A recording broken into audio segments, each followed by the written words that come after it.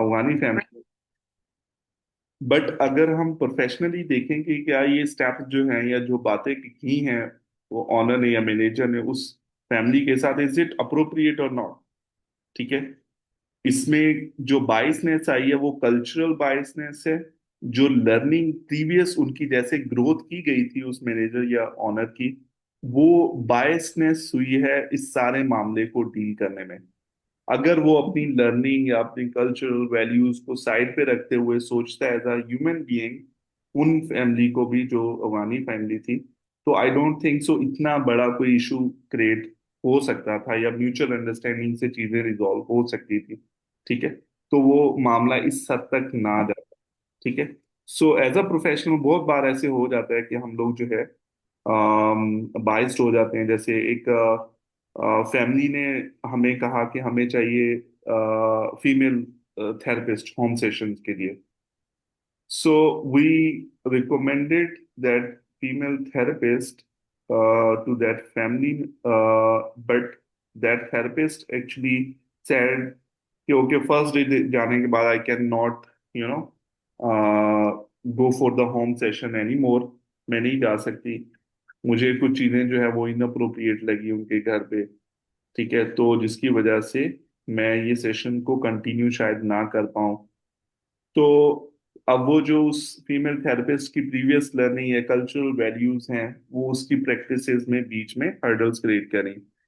तो best way है कि हो जाता है, but the best thing is कि जो अप्रोप्रिएट एथिकल मेथड है वो यही है कि हम रेफर कर दें फिर इन दो सिचुएशन कि हम किसी कॉम्पिटेंट पर्सन जिसको हमें लगता है कि ये पर्सन अच्छे तरीके से डील कर सकता है, हम फिर वो केस रेफर कर देते हैं किसी और प्रोफेशनल की तरफ, अगर वो फैमिली अलाउ करती है तो। मल्टीपल रिलेशनशिप हम बिल्ड नहीं कर सकते, फ्रेंड्स नहीं बना सकते, फैमिली रिलेशन नहीं जनरेट कर सकते एज अ बिहेवियर एनालिस्ट। ना हम अपने कोलीग के साथ कोई रिलेशनशिप बना सकते हैं, ना हम अपने क्लाइंट्स के साथ बना सकते हैं, ना हम अपने एम्प्लॉयर के साथ बना सकते हैं, ना हम अपनी एम्प्लॉय के साथ कोई दो रिलेशनशिप्स बना सकते हैं। ठीक है। सो इस चीज को भी हमें इग्नोर करना है। फिर उसके बाद गिविंग एंड रिसीविंग गिफ्ट्स। तो कुछ है वैल्यूज जो जिस वैल्यू का गिफ्ट हम रिसीव कर सकते हैं फ्रॉम द क्लाइंट।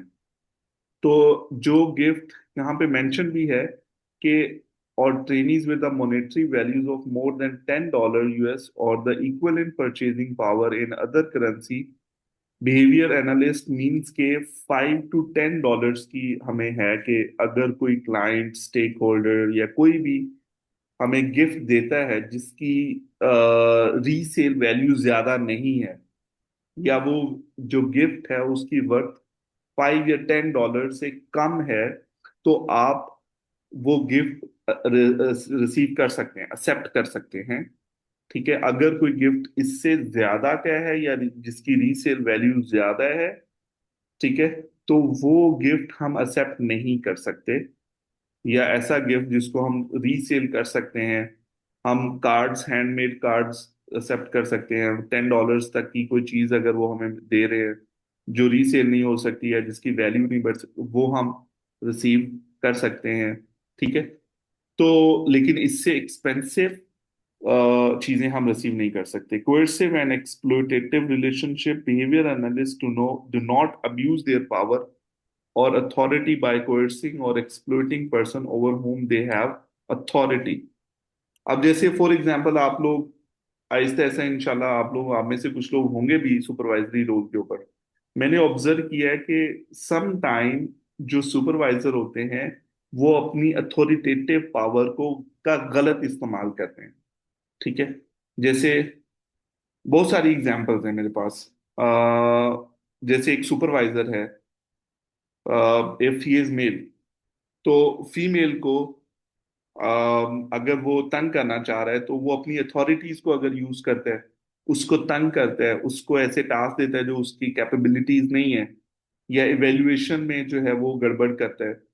इसी तरह से फीमेल मेल के साथ या फीमेल फीमेल के साथ अगर अपनी अथॉरिटी का गलत फायदा लेते हैं, उससे गलत तरीके से दूसरों को इन्फ्लुएंस करते हैं, तो इट्स टोटली बैड। जैसे सम टाइम सुपरवाइजर इनसिक्योर भी होना शुरू हो जाते हैं अपनी टीम से, अपने सुपरवाइजरी से। उन्हें लगता है कि शायद ये सुपरवाइजरी अगर इस कैपेबल हो गया कि वो कहीं मेरा रोल ना ले ले। ये भी सम टाइम मैंने देखा है। या उसी वजह से वो उसकी वैल्यूएशन में गड़बड़ करते हैं, या उस किसी को बेनिफिट देने के लिए वैल्यूएशन को पॉजिटिव कर देते हैं, अच्छा बना देते हैं। जितना उस वो पर्सन कैपेबल है, कॉम्पिटेंट है, उससे ज्यादा वो कॉम्पिटेंट शो कर देते हैं। तो इस तरह के इश्यूज जो है वो अमूमन जो है ऑर्गेनाइजेशन में देखने को मिलते हैं। तो इन चीजों को भी हमें इवेल्युएट करना है। अगर हम ऐसा कुछ करने भी लगे तो we have to understand this is totally unethical, ये एथिक्स के खिलाफ है। हम अपनी पावर को किसी को भी इन्फ्लुएंस करने के लिए यूज नहीं कर सकते। रोमांटिक एंड सेक्सुअल रिलेशनशिप कभी भी, चाहे आपका क्लाइंट है, बच्चा है, ना उसके साथ इंगेज हो सकते हैं रोमांटिक सेक्सुअल रिलेशनशिप में। ना स्टेक होल्डर, ना कोई ट्रेनी, मतलब सुपरवाइजर, कोई भी ऐसा इंडिविजुअल जिसके साथ आपकी प्रोफेशनल बाउंड्रीज हैं, आप उनके साथ कोई भी किसी तरह की डुअल रिलेशनशिप में, रोमांटिक रिलेशनशिप में इंगेज नहीं हो सकते। तो इन केस ये हो जाता है, तो आपको फील होता है कि it's going towards, so you should refer. ठीक है, कि दैट क्लाइंट अगर आपको लगता है, तो आप बेस्ट ऑफ द सर्विसेज आपको लगता है कि अगर कोई कंपिटेंट पर्सन है, आप उसको रेफर कर दो। रेफरल का मेथड आपने हमेशा अपने ध्यान में रखना है। Referral is ethical in any condition. अगर क्लाइंट आपसे नहीं भी सेटिस्फाइड, आप उसको रेफर कर दो, वो आप एथिकल कर रहे हो। अगर आप उसको रेफर कर रहे हो, क्लाइंट अगर माइंड करता है कि यार नहीं, आपसे हमने 6 महीने सर्विसेज ली है, अब आप कह रहे हैं कि दूसरे थेरेपिस्ट से सर्विसेज ले रहे, तो is it ethical? Yes, it is ethical. हम उसको रेफर कर सकते हैं अगर कोई भी क्लाइंट हमसे सेटिस्फाई नहीं। तो रेफरल हमेशा अपने माइंड में रखना है कि अगर आप कहीं कहीं पे भी ऐसे अट्रैक्ट हो रहे हैं, तो you should refer that person को, कि मैं इस पर्सन को, या इस पर्सन को और पर्सन सुपरवाइज करे, या कुछ भी इस तरह के मामला होते हैं, तो you can use the referral point only. Okay, so the responding to request, तो as a behavior analyst makes appropriate efforts to respond to requests for information and company with deadlines of relevant individuals, like चाहे वो client है, वो आपसे कोई information request करता है, stake holder है, पेरेंट्स भी स्टेक होल्डर्स ही होते हैं, सुपरवाइजीज हैं, वो आपसे कोई इंफॉर्मेशन रिक्वेस्ट करते हैं, या ट्रेनीज हैं किसी भी तरह का, तो they also comply with practice requirement, attestation, criminal background checks imposed by the BACB, employers और गवर्नमेंट एंटिटीज। तो आपने रिस्पॉन्स देना है उन रिक्वेस्ट के ऊपर। ठीक है, तो 1.16 है self reporting critical information. Behavior analysts remain knowledgeable about and comply with all self-reporting requirement of relevant entities। ठीक है, सेल्फ रिपोर्टिंग क्या होता है? क्रिटिकल इंफॉर्मेशन, अगर आपको लगता है कि यहाँ पे कोई गड़बड़ हो रही है, तो आप खुद से रिपोर्ट करें, ना कि कोई आपको एनालाइज करे और फिर उसके बाद आपकी गलतियां या मिस्टेक्स, जैसे डेटा इश्यूज हैं बन जाते हैं, ये कॉन्फिडेंशियलिटी इश्यूज बन जाते हैं, तो आप सेल्फ रिपोर्ट करें क्रिटिकल इंफॉर्मेशन को। ठीक है, इवन दोस्त जब हम सुपरवाइज भी कर रहे होते हैं अपने सुपरवाइजीज को, अगर आपको लगता है कि आपके गाइड करने से ये थेरेपिस्ट अच्छा परफॉर्म कर सकता है, इवन दो थेरेपिस्ट ने आपसे हेल्प ली है या नहीं ली, but still you are giving feedback to the therapist. ठीक है, आप बच्चे के एंटीसीडेंट्स उसको बता रहे हैं कि ये ट्रिगर्स हैं, इससे बिहेवियर ट्रिगर हो जाते हैं। और इससे रिलेटेड जो इंफॉर्मेशन है बच्चे से रिलेटेड, जो उसकी थेरेपीज के लिए जरूरी, जैसे रीइंफोर्सर की इंफॉर्मेशन है, उसके ट्रिगर्स की इंफॉर्मेशन, इससे रिलेटेड और अदर इंफॉर्मेशन हैं जो रिक्वायर्ड आपको लगता है कि ये हेल्पफुल है, तो you have to self report to the other person. चाहे वो पेरेंट्स को आप रिपोर्ट करें, थेरेपिस्ट को रिपोर्ट करें, अपने ट्रेनीज को या सुपरवाइजर्स को रिपोर्ट करें, you have to do it. ठीक है, इसी तरह से आईबीटीज का भी है कि आईबीटीज कौन? सेल्फ रिपोर्ट करें क्रिटिकल इंफॉर्मेशन को। सम टाइम क्या करते हैं कि बिहेवियर थेरेपिस्ट वेट करते रहते हैं कि सुपरवाइजर हमें कोई फीडबैक देगा तो देगा। नो, सुपरवाइजर तभी फीडबैक देता है जब बिहेवियर थेरेपिस्ट खुद रिपोर्ट करते हैं उन्हें बताते हैं कि अच्छा ये केसेस हम डील करें तो हमें ये इश्यूज फेस करने पड़ रहे हैं, चाहे वो डेटा रिलेटेड इश्यूज हैं, इंटरवेंशन रिलेटेड इश्यूज हैं, कोई भी है, तो they should self report to the supervisor as well. ठीक है, इसी तरह से सुपरवाइजर का भी रोल बनता है कि क्रिटिकल इंफॉर्मेशन जो है वो सेल्फ रिपोर्ट करे, ना कि कोई आपसे पूछे और फिर उसके बाद आप उसको आगे रिपोर्ट करो। ठीक है, प्रोवाइडिंग इफेक्टिव, सेकंड सेक्शन जो एथिक्स का है, रिस्पॉन्सिबिलिटी इन प्रैक्टिस। जब हम प्रैक्टिस कर रहे होते हैं तो उसमें हमारी रिस्पॉन्सिबिलिटीज कुछ आती है कि हम इफेक्टिव ट्रीटमेंट हमेशा अप्लाई करें। सुपरवाइजर इज रिस्पॉन्सिबल कि जो आईबीटी या बिहेवियर टेक्नीशियन जो है वो जो भी इंटरवेंशन अप्लाई करते हैं, that should be an effective treatment, और that should be a systematic procedure के थ्रू वो इंटरवेंशन सिलेक्ट हुई हो। ऐसा ना हो कि थेरेपिस्ट जो है खुद से इंटरवेंशन अप्लाई कर रहा है एंड सुपरवाइजर उस पर कुछ कर नहीं रहा, ठीक है, उसको गाइड नहीं कर रहा या उसको प्रॉपर प्रोसीजर्स नहीं बता रहा। So the supervisor is the main person who is responsible to deliver an effective treatment to the clients। ठीक है, उसके बाद टाइमलाइंस हैं। टाइमलाइंस को फॉलो करना बहुत जरूरी है, चाहे वो एडमिनिस्ट्रेटिव कमिटमेंट्स है आपकी, या आपकी जो है और रिस्पॉन्सिबिलिटी, जैसे सेशन स्केड्यूलिंग है, आप सेशन स्केड्यूलिंग करते हो या सुपरवाइज करते हो, या रिपोर्ट्स आपने देनी है, फीडबैक्स देना है, पेरेंट्स मीटिंग करनी है, हर तरह की जो आपने टाइमलाइंस है उनको अप्रोप्रिएट वे में फॉलो करना है। Protecting confidential information, very important. Supervisor के पास हर तरह की इंफॉर्मेशन होती है, चाहे वो कॉन्टेक्ट रिलेशन कॉन्टेक्ट हो, कोई पर्सनल इंफॉर्मेशन हो क्लाइंट की, कुछ भी हो, वो सारी की सारी इंफॉर्मेशन जो है वो सुपरवाइजर के पास होती है। तो सुपरवाइजर इज द पर्सन जिसने उस इंफॉर्मेशन को कॉन्फिडेंस कॉन्फिडेंस में रखना है। जैसे अमूमन सुपरवाइजर किसी क्लिनिक में वर्क कर रहा है, तो वहां पे अगर किसी यूनिवर्सिटी की ट्रेनीज आ जाते हैं, तो ट्रेनीज इंफॉर्मेशन स्पेसिफिक मांगते हैं, तो this is the responsibility of the supervisor कि वो इंफॉर्मेशन कॉन्फिडेंशियल रहे, वो बाहर लीक ना हो।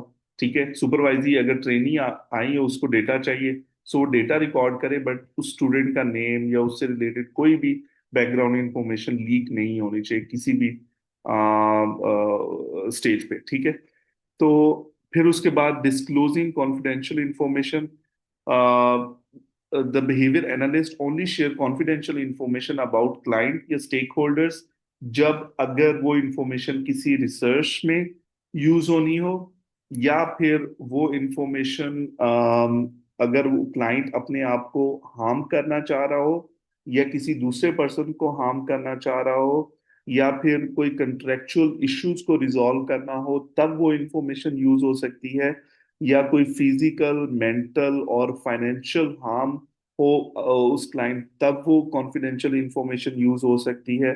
ठीक है, या फिर कोर्ट ऑर्डर हो तो फिर भी वो कॉन्फिडेंशियल इंफॉर्मेशन यूज हो सकती है। सो ये चार पांच कंडीशंस ऐसी हैं जिसमें आप वो कॉन्फिडेंशियल इंफॉर्मेशन प्रोवाइड कर सकते हैं किसी भी पर्सन को। ठीक है, डॉक्यूमेंटेशन प्रोटेक्शन, और इनसे हट के अगर कोई भी कंडीशन है तो उसमें आप कोई भी कॉन्फिडेंशियल इंफॉर्मेशन प्रोवाइड नहीं कर सकते किसी को भी। ठीक है, documentation protection and retention. Behavior analysts are knowledgeable about the comply with all applicable requirements, law, regulation, context, and for sorting, transporting, retaining, and destroying physical and electronic documentation related to their professional activities।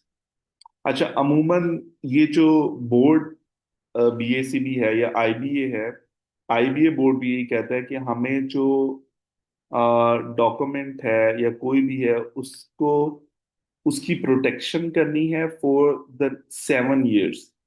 ठीक है, जो भी data है वो 7 years तक available होना चाहिए उस बिहेवियर एनालिस्ट के पास या थेरेपिस्ट के पास या उस कंपनी के पास जिससे वो सर्विसेज ले रहे हैं। ठीक है, तो हम डेटा को डिस्ट्रॉय नहीं कर सकते। जब भी अगर फॉर एग्जांपल कोई भी डेटा डॉक्यूमेंटेशन रिक्वायर्ड है क्लाइंट को, स्टेक होल्डर्स को, अगर वो रिक्वेस्ट करता है with in 7 years, it's the responsibility of that behaviour analyst और द ऑर्गेनाइजेशन के वो उसको प्रोवाइड करें। Accuracy and service, even though इसमें ये भी है कि जैसे फॉर एग्जांपल अभी आप लोग बिहेवियर एनालिस्ट बन रहे हैं, इंशाल्लाह in the future you guys are going to train the IBTs and RBTs, तो एबिट्स को भी आप ट्रेन, तो आप लोगों ने जो सर्टिफिकेट्स भी प्रोवाइड करने हैं, उस उस डेटा रिकॉर्ड को भी आपने 7 years तक सेफ रखना है अपने पास। कि कोई अगर आईबीटी है, कोई भी आपका ट्रेनी है, अगर उसको उसका सर्टिफिकेट भी गुम हो गया है तो वो आपसे ले सके, ठीक है। आप उसका डेटा खत्म नहीं कर सकते, ठीक है। उसकी जो डेटा है स्पेसिफिक, आपने वो रिटेन करना है फॉर द 7 years। इसी तरह से रिपोर्ट्स है, बच्चे की प्रोग्रेस रिपोर्ट्स हैं, आईपीज है, डेटा है डीटीटी का हम ले रहे होते, वो है बिहेवियरल डेटा है, कोई भी है, वो हमने 7 years तक सेफ रखना है, ठीक है। Accuracy in service billing and reporting, हमेशा जो पैसों का लेन देन है, फीसिस हैं बच्चों की, उसमें एक्यूरेसी बहुत जरूरी है। अब जैसे आपने मंथ में 30 सेशन, 30 days में आपने 22 सेशंस किए हैं, तो you have to only charge to for those 22 sessions. Sometime मैंने ये देखा है कि थेरेपिस्ट या बिहेवियर एनालिस्ट वो इनअक्यूरेसीज बहुत ज्यादा शो करते हैं इन चीजों में। अब जैसे 22 सेशंस प्लान्ड थे उस एक मंथ में, वो 22 की बजाय 18 सेशन हुए, तो but they are charging for the 22 session from the parents. मैंने ये चीजें ऑब्जर्व की हैं।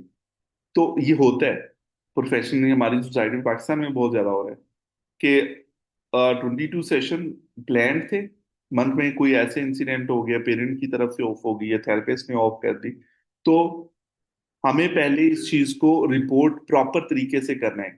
अगर तो आप रिपोर्ट करते हो कि पर मंथ में चार्ज करूंगा या पर सेशन चार्ज करूंगा, अगर आपने ये चीज रिकॉर्ड नहीं किया हुआ पर मंथ या पर सेशन के हिसाब से, और आपने अगर 22 की बजाय 18 सेशन ये, और you are charging from them for the 22 session, this is unethical, ठीक है।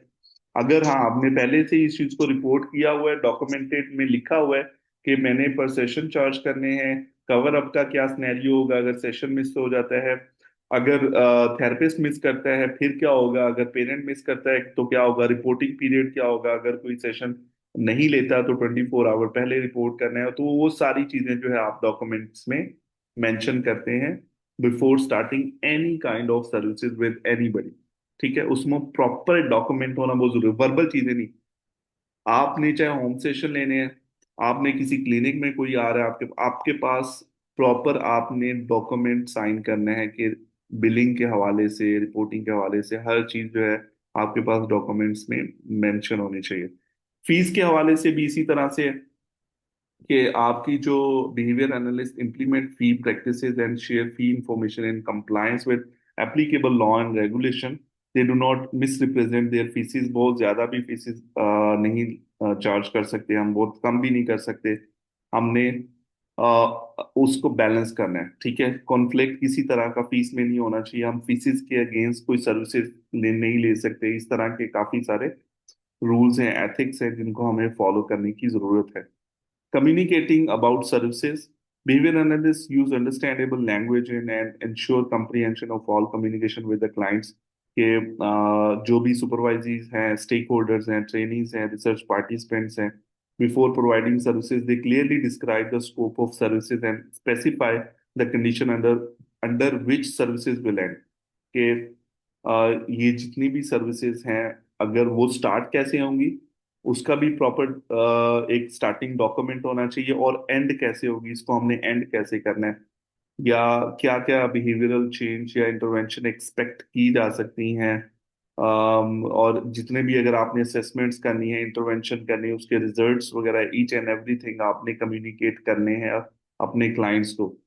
वीडियोस आप शेयर कर सकते हैं ना, वीडियो फॉर्म आप प्रोग्रेस शेयर कर सकते हैं ना, रिपोर्ट फॉर्म आप प्रोग्रेस शेयर कर सकते हैं, आईपी रिटर्न में आपने देना है। मींस के हर चीज जो भी आप सर्विसेज देंगे वो आपने अपने क्लाइंट को प्रॉपर तरीके से कंप्रीहेंसिव वे में कम्युनिकेट जरूर करनी है।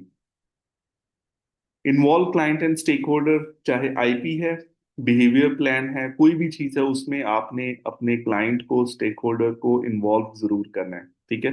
जैसे अमूमन थेरेपिस्ट क्या कहते हैं, वो आईपी बना के कहते हैं कि इन आईपी पे हमने वर्क करना है, इन स्किल्स पे हमने वर्क करना है, लेकिन हमने उस आईपी मीटिंग तो की नहीं होती।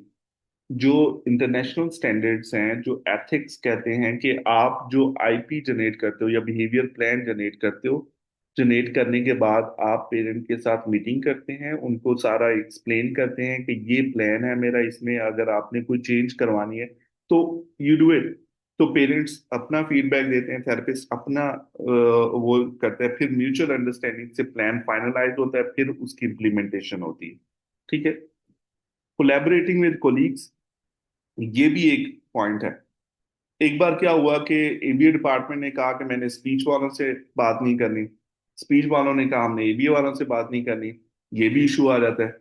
ये भी इशू आ जाता है कि दो अगर स्पेसिफिक थेरेपिस्ट है, एक स्पीच थेरेपिस्ट है, एक एबीए है, दोनों के पास एक ही बच्चा है, एक वही बच्चा उसी थेरेपिस्ट से स्पीच ले रहा है, वही बच्चा दूसरी थेरेपिस्ट से, जिनकी आपस में नहीं बनती। तो भी हमने कम्युनिकेट करना है, कोलैबोरेट करना है, कंप्रोमाइज करना है। वो प्रोफेशनल लेवल के ऊपर जाके हमने डिस्कशन करनी है बच्चे के बिहेवियर्स को, या बेस्ट ऑफ द प्रैक्टिसेस जो बच्चे के लिए बेस्ट है, उस लेवल पे कम्युनिकेशन मस्ट करनी है। ठीक है। और फिर उसके बाद ऑब्टेनिंग इन्फॉर्म्ड कंसेंट, चाहे आप प्लान बना रहे हो, आप प्लान चेंज कर रहे हो, आप कोई इंटरवेंशन अप्लाई करना चाह रहे हो, जो भी करना है, आपने कंसेंट जरूर लेना है क्लाइंट से, स्टेक होल्डर से। आप उस डेटा को किसी रिसर्च के लिए यूज कर रहे हैं, कोई इंटर्नीज ट्रेनिंग आ जाते हैं, तो भी कंसेंट जरूर लेना है। हर एक मामले में कंसेंट जरूर लेना है। आपने टॉयलेट ट्रेनिंग बच्चे की स्टार्ट करनी है, कंसेंट लेना है। ठीक है। इन्फॉर्म कंसेंट होना है। आपने सोशल मीडिया पे उसकी पिक्चर वीडियो शेयर, कंसेंट लेना है। अगर अलाउ करेंगे ठीक है, अदरवाइज आप नहीं कर सकते शेयर। कंसीडरिंग मेडिकल नीड्स, बच्चे की जो है मेडिकल नीड्स को जरूर कंसीडर करना है।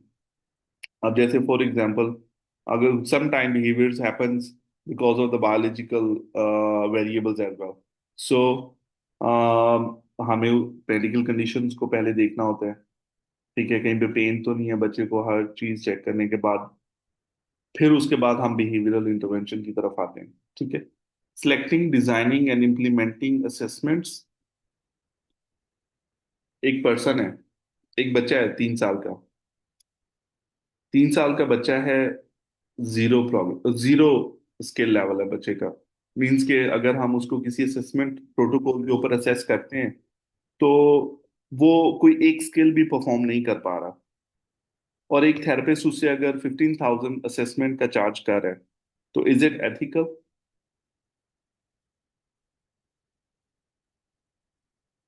नो। ठीक है। तो नहीं एथिकल, क्यों हम चार्ज करें भाई? हम असेसमेंट को कंटिन्यू ही क्यों करें? अब जैसे एबल्स का प्रोटोकॉल है, वो 3 डेज की असेसमेंट है, 3 डेज हमने असेस करना है बच्चे को। पहले दिन बच्चा आता है, बच्चा रोता है, बहुत ज्यादा रोता है, नहीं कॉपरेट कर रहा है, बच्चा कर ही नहीं रहा कुछ भी। हमें अंदाजा हो गया था नहीं बच्चा कर सकता, तो why we are continuing the assessment, या उसको हम क्यों सजेशन दे रहे हैं? ठीक है। So just for the sake of money, parents को तो नहीं पता, they will do what ever the therapist will say.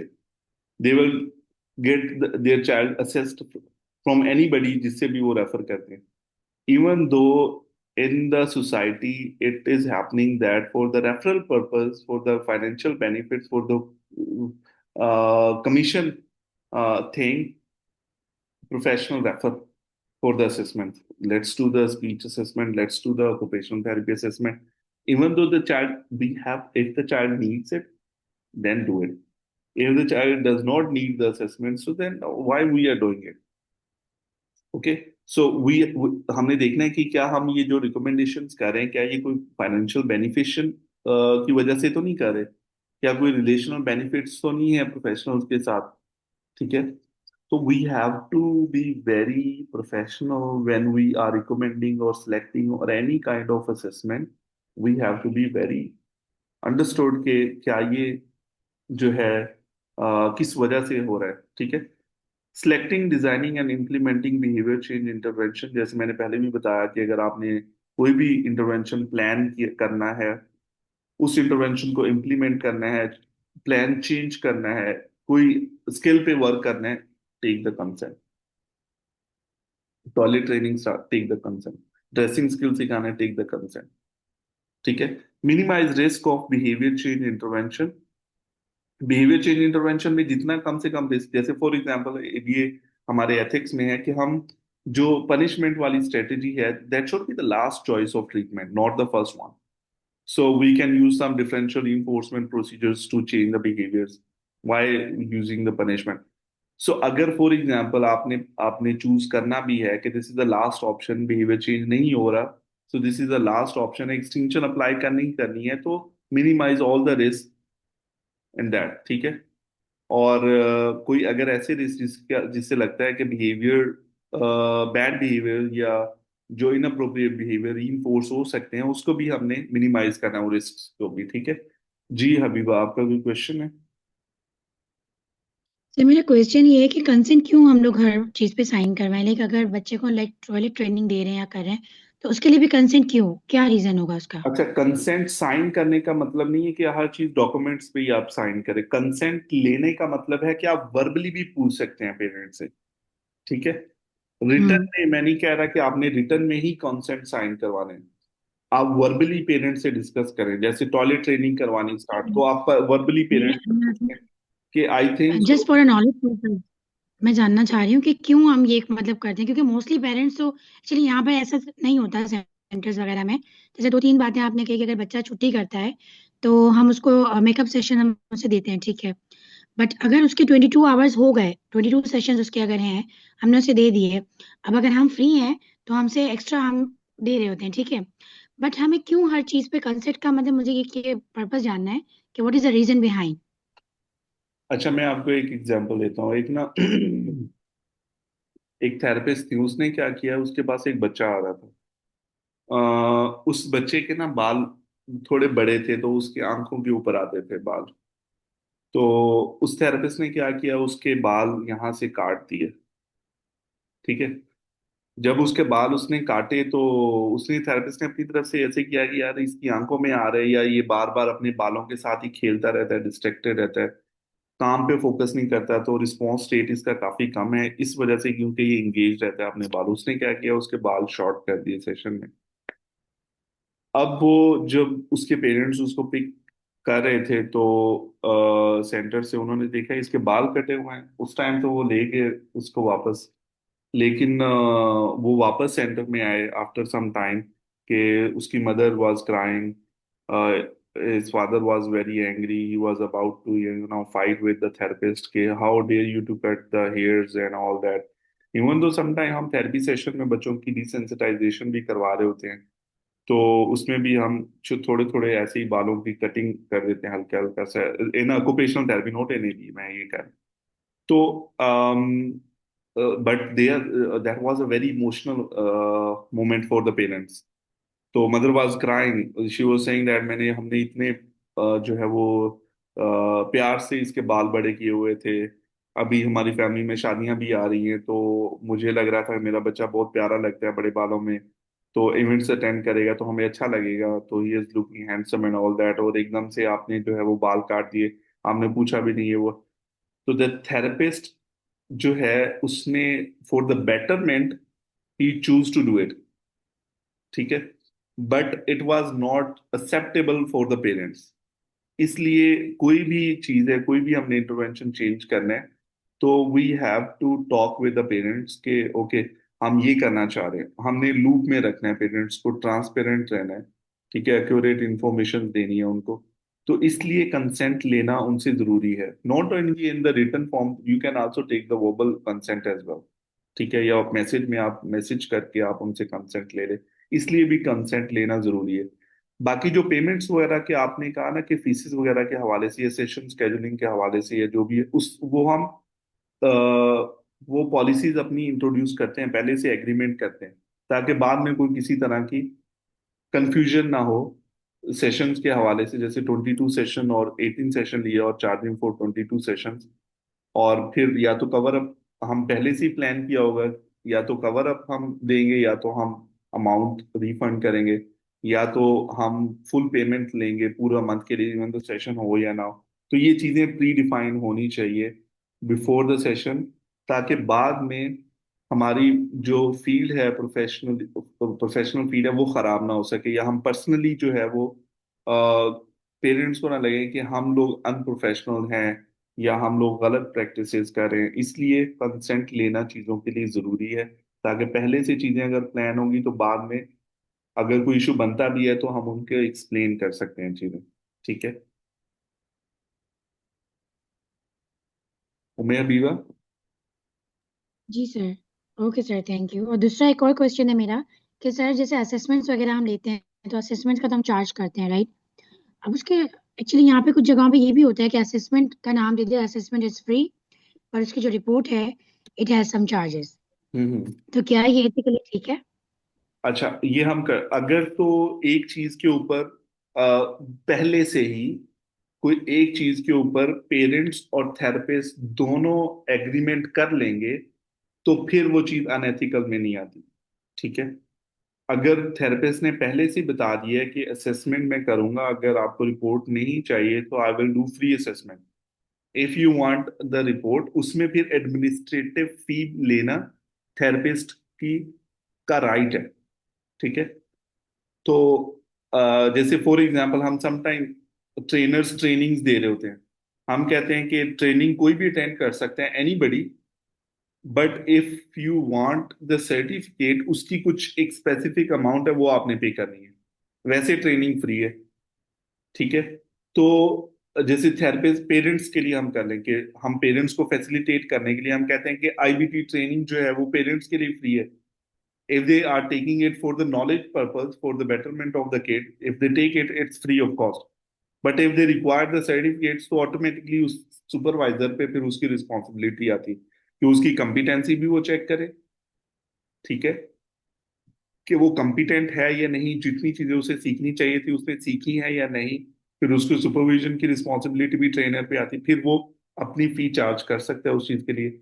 अगर कोई चीज पहले से आपने डिफाइन की हुई अपनी पॉलिसी का हिस्सा बनाया हुआ है और आप उसको कम्युनिकेट कर चुके हो बिफोर टेकिंग द सर्विसेज, फिर आप गलत नहीं कर रहे, यू आर ओके। ठीक है। ठीक है सर, ठीक है, thank you.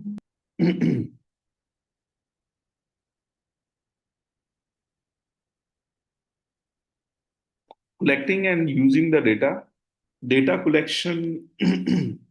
A behavior analyst actively ensure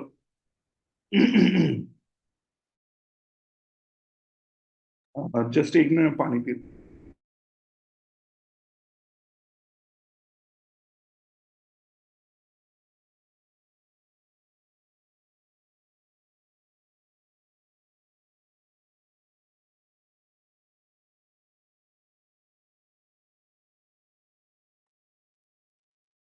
Okay, so behavior analysts actively ensure the appropriate selection and correct implementation of data collection procedure, means के थेरेपिस्ट हैं या सुपरवाइजर है, we have to make sure कि जो data collect हो रहा है वो अप्रोप्रिएटली कलेक्ट हो रहा है और जो प्रोसीजर यूज हो रहा है वो अप्रोप्रिएट प्रोसीजर है। अब मैंने फॉर एग्जाम्पल एक अपने सुपरवाइजर से पूछा है कि आप का मेथड क्या है डेटा कलेक्शन का।